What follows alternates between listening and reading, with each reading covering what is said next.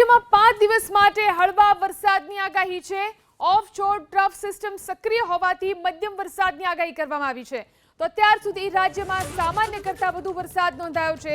રાજ્યમાં સામાન્ય કરતાં 15% વધુ વરસાદ નોંધાયો છે। અત્યાર સુધીમાં સરેરાશ 20 ઇંચ વરસાદ વરસ્યો છે। તો 5 દિવસ માછીમારોને દરિયો ન ખેડવા માટે સૂચના આપવામાં આવી છે। તો 5 દિવસ હળવા વરસાદની આગાહી રાજ્ય માટે કરવામાં આવી છે।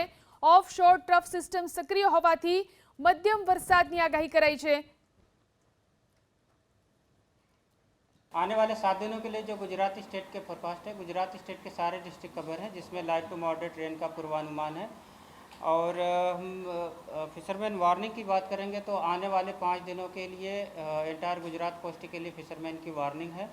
और जो विंड की स्पीड होगी वो 35 से 45 kmph और साथ में जो गस्ती विंड होगी वो 55 kmph के आसपास रहने का पूर्वानुमान है।